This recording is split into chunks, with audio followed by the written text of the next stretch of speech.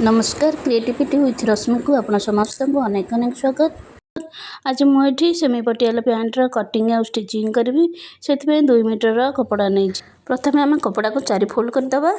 4 fold करके यहपरी भाव में रखा फोल्डिंग पटे निजे बसवा बसिक ग्राफ करवा।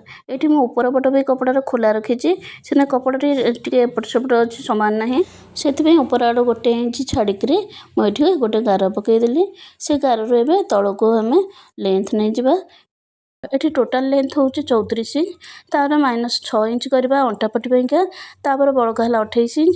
28 इंच 2 इंच आम आड करमती 30 इंच आम लेंथ नवा। एपटू आम 30 इंच लेंथ नहीं जावा। नहीं सारापर आम ये सामान करके गार टाणीदे। ये गार टाणी सारापर आम से गार उपर महुरी माप नवा। ये महुरी मुझे 14 इंच। 14 इंच अधा नवा 7 इंच तापर आउ अधा इंच मिसेक आम 7.5 इंच ये मार्क करवा। ऊपर साइड रे जहाँ कपड़ा थी सब कपड़ा जीव से किसी मेजरमेंट हेनी। तापर एपट साइड आम 30 इंच लंबा नहीं तार मझी भाग टी नवा माने 15 इंच रे मार्क करवा। जदि आप भल हिसाब कर भल कथा। जदि हिसाब न कर टेप को फोल्ड करदे। टेप्र मझी जगह जोटा हे से जगह मार्क करदे। एबे आम 15 इंच जो आम नहीं से महुरीर मेजरमेंट को आम जोड़ीदे। कणुआ करके 2टा जाक पॉइंट को आम यहपरी भाव में जोड़ीदे।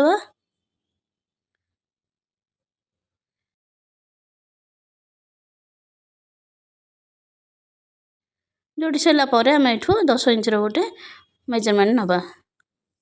जो जगह 10 इंच हम आम से जगह आम मार्क करदे ऊपर आ तले 2 पट जाक 2टी जाक पॉइंट को एमती सीधा गार टाणीदे।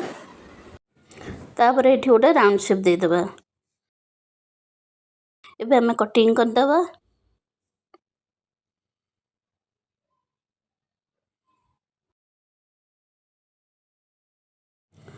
तलू जो कपड़ाटी बाहर आम आणिकी ये साइड रे रखा। जो आम 15 इंच आम माप नहीं से आम ताको स्टिच करवा।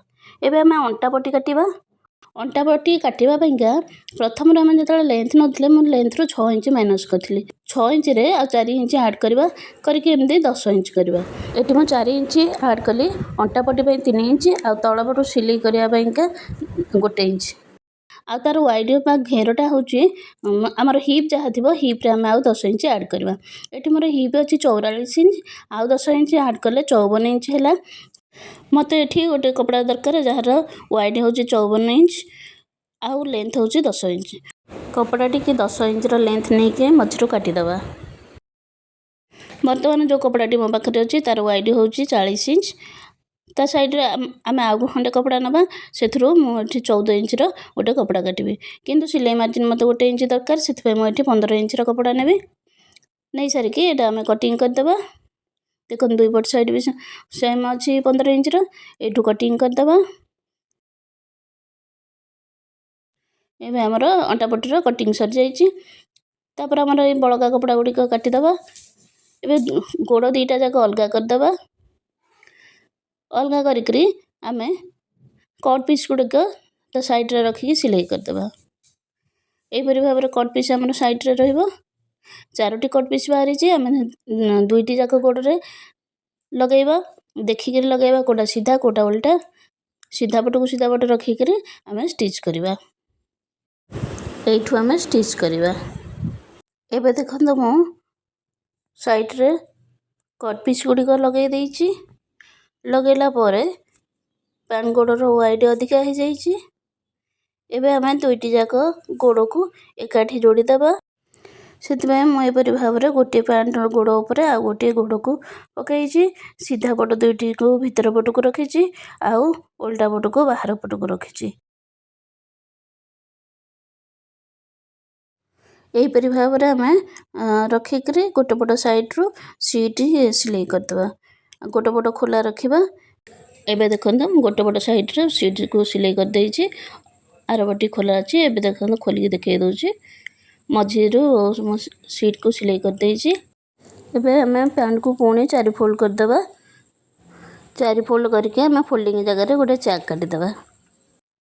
ଦୁଇ ଫୋଲ୍ଡର ବି ଗୋଟେ ଚ୍ୟାକ୍ ଦରକାର, କିନ୍ତୁ ଆମେ ଯେହେତୁ ସେ ସିଟ୍କୁ ପ୍ରଥମରୁ ସିଲେଇ କରିଛୁ ଗୋଟେ ପଟ, ତେଣୁ କରିକି ସିଟ୍ର ସେଇ ସିଲେଇ ଜାଗାଟା ଆମର ଗୋଟେ ପଏଣ୍ଟ ଆସିଯିବ। ସେଥିପାଇଁ ଆମକୁ ଆଉ ସେଠି ଚ୍ୟାକ୍ କାଟିବା ଦରକାର ନାହିଁ। ଅଣ୍ଟା ପଟିକି ବି ଆମେ ସେହିପରି ସମାନ ଭାବରେ ଚ୍ୟାକ୍ କାଟିଦେବା। ଆଗ ଦୁଇ ଫୋଲ୍ଡ କରିକି ଗୋଟେ କର୍ଣ୍ଣର ଚ୍ୟାକ୍ କାଟିବା, ତାପରେ ପୁଣି 4 ଫୋଲ୍ଡ କରିକି ଆଉ ଗୋଟେ ଚ୍ୟାକ୍ କାଟିଦେବା। ଆମେ ଯେଉଁ ଜାଗାରେ କେଉଁଠିକି ଫୋଲ୍ଡିଂ କରୁଛେ ସେଇ ଜାଗାରେ ହିଁ ଚ୍ୟାକ୍ କାଟିବା। ଚ୍ୟାକ୍ କାଟି ସାରିଲା ପରେ ଆମେ ପଟି ଖୋଲିବା। ଖୋଲିକି ସିଧା ପଟିକି ଉପରକୁ ପଟକୁ ରଖିବା। ରଖିଲେ ପ୍ୟାଣ୍ଟର ଗୋଡ଼ ଆମେ ତା ସାଙ୍ଗରେ ଯୋଡ଼େଇ କରିବା। ସେଥିପାଇଁ ଆଗ ଅଣ୍ଟା ପଟିକୁ ଏପରି ଭାବରେ ପକାଇଦେବା। ପକାଇକି ମୁଁ ଏଠି ସିଧା ପଟରେ ଅଣ୍ଟା ପଟିକି ପକାଇଛି। ତାପରେ ଗୋଡ଼କୁ ବି ସେଇ ସିଧା ପଟକୁ ରଖିକି ପକାଇବି। ସିଧା ପଟକୁ ସିଧା ପଟ କରିକି ଆମେ ରଖିବା। ଯେମିତି ସିଲେଇ କରିସାରିଲା ବେଳକୁ ଦୁଇଟା ଯାକ ସିଧା ପଟ ବାହାର ପଟକୁ ରହୁଥିବ, ଆଉ ଓଲଟା ପଟ ଭିତର ପଟକୁ ରହୁଥିବ।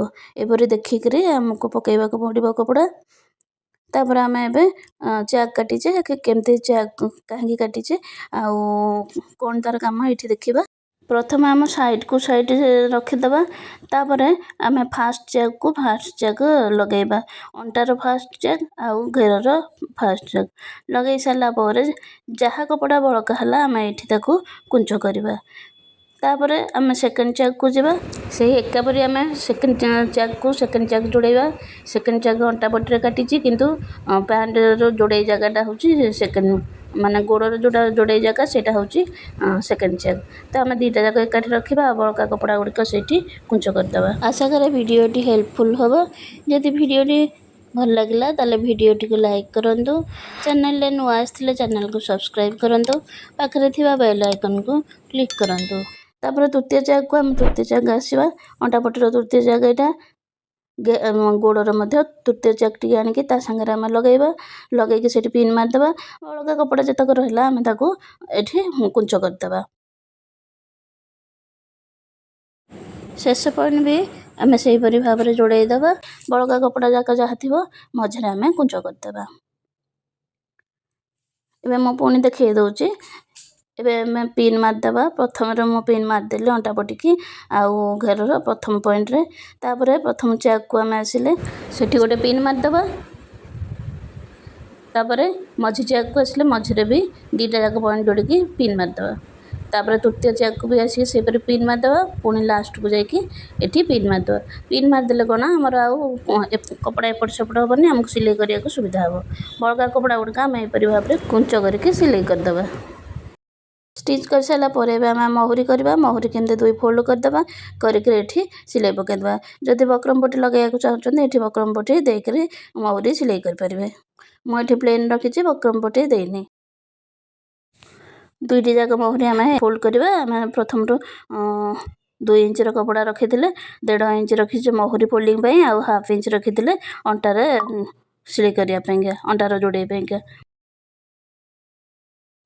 ଏବେ ମୁଁ ଏଠି ଲାଷ୍ଟରେ ସିଟ୍କୁ ଜଏଣ୍ଟ କରୁଛି। ଯେଉଁ ପଟଟା ଖୋଲା ଥିଲା ଆମର ଯେଉଁ ସିଟ୍ଟା, ଆମେ ସେଇ ପଟଟାକୁ ଏଠି ଜଏଣ୍ଟ କରିବା।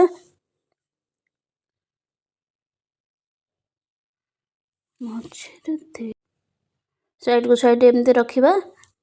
ରଖିକି ଆମେ ଭିତର ପଟକୁ ଇଞ୍ଚିଏ କପଡ଼ା ରଖିକରି ଷ୍ଟିଚ୍ କରିବା।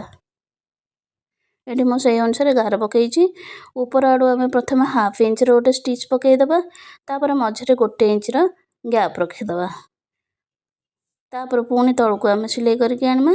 ସିଲେଇ କରିକି ଲାଷ୍ଟ ପର୍ଯ୍ୟନ୍ତ ଆମେ ସିଟ୍ ପର୍ଯ୍ୟନ୍ତ ସିଲେଇଟିକି ନେବା। ଉପର ଆଡ଼ୁ ତଳ ଆଡ଼ିକି ସିଲେଇ କଲାବେଳେ ଉପର ଆଡ଼େ 1 ଇଞ୍ଚରେ ଆମେ ମାର୍ଜିନ୍ ରଖିଥିବା। ଧୀରେ ଧୀରେ ତଳକୁ ସିଟ୍ ଯାକ ଆସିଲା ବେଳକୁ ଆମେ ସିଲେଇ କମେଇକା କରିବା। ନେଇକି ଆମେ ସିଟ୍ରେ ସିଲେଇ ସମ୍ପୂର୍ଣ୍ଣ କରିବା। ତାପରେ ଆମେ ଏଠୁ କ'ଣ କରିବା, ଯେଉଁ 1 ଇଞ୍ଚ ଲେଖାଏଁ ଆମେ କପଡ଼ା ଏଠି ବଳକା ରଖିଥିଲେ ଏଠି ଆମେ ମୋଡ଼ିକି 2 ପଟକୁ ସିଲେଇ କରିଦେବା। ତାପରେ ଆମେ ଅଣ୍ଟା ପଟୁ 1/2 ଇଞ୍ଚର କପଡ଼ା ପ୍ରଥମରେ ଆମେ ଷ୍ଟିଚ୍ କରିଥିଲେ ସେଠି, ସେଇଟାକୁ ମୋଡ଼ି ଦେଇକି ଆଉ ଗୋଟେ ଡବଲ୍ ଫୋଲ୍ଡ କରିବା। ଆମେ ଏଠି ଗୋଟେ ଡବଲ୍ ଫୋଲ୍ଡ କରିକି ସିଲେଇ କଲା ପରେ ଏଠି ଆମର ଗ୍ୟାପ୍ ଆସିଯିବ। ସେ ଗ୍ୟାପ୍ରେ ଆମେ ଡୋର ଲଗାଇବା। ଏବେ ମୁଁ ଅଣ୍ଟା ପଟି ବନେଇ ଦେଇଛି। ତାପରେ ଅଣ୍ଟା ପଟି ସାଙ୍ଗରେ ଗୋଡ଼ ବି ଲଗାଇ ଦେଇଛି। ଏବେ ପାଖାପାଖି କମ୍ପ୍ଲିଟ୍ ହୋଇଯାଇଛି। ଏବେ ଆମର ବଳକା ରହିଲା ମହୁରୀଠୁ ସିଟ୍ର ଷ୍ଟିଚିଂଟା। ଏବେ ଆମେ ଓଲଟେଇ ଦେବା ପ୍ୟାଣ୍ଟକୁ। ଓଲଟେଇକି ଓଲଟା ପଟକୁ ରଖିବା। ରଖିକି गोटे पट महुरी की धरिबा धरिक एमती फोल्ड करदेबा फोल्ड करिकरी ताकू समान करिकरी आमे कपड़ा को धरिबा धरिकी आमे गोटे पट महुरी सिलाई आरंभ करिकरी सीट पर्यंत नबा नहीं आर पट महुरी पर्यंत सिलाई करवा जदि नुआ शिखुचंदी ताले मझीरू सीट जगार धरिकरी गोटे तल आड़िकी गोटे पट महुरी को सिलाई करंतु सिलाई ठीक आसीबो तापर पुणी सिलाई महुरी रिटर्न नहीं कि सीट पर्यंत जीवे जाकि पुणी आर पट सीट जो महुरी पर्यंत सिलाई करेंगे ताले पैंटर सीट बंका डंगा हेनी सीधा पड़ो। एवं देखो पैंट पूरा पूरी भाव में कम्प्लीट हो जाइए। रही नमस्कार, जय जगन्नाथ।